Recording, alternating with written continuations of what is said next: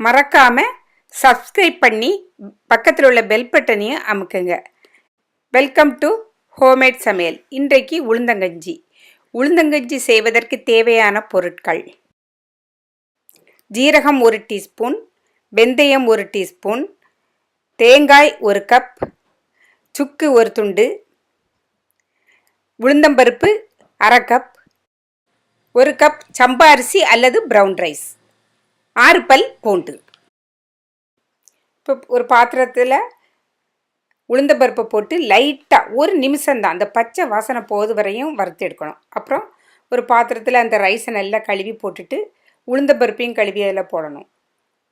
போட்டு ஜீரகம், வெந்தயம், பூண்டு, சுக்கு எல்லாம் போட்டுட்டு தேங்காயும் போடணும். போட்டு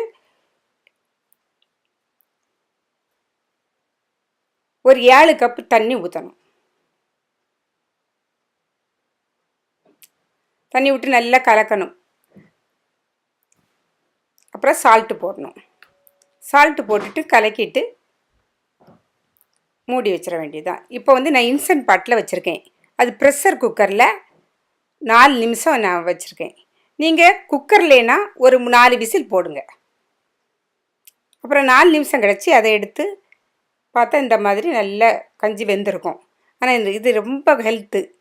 வாரத்துக்கு ஒரு தடவை நீங்கள் சாப்பிட்டா ரொம்ப நல்லதுங்க. கடைசியில் 1 கப்பு பால் விட்டு நல்லா கலக்கி இறக்கி வச்சிடுங்க.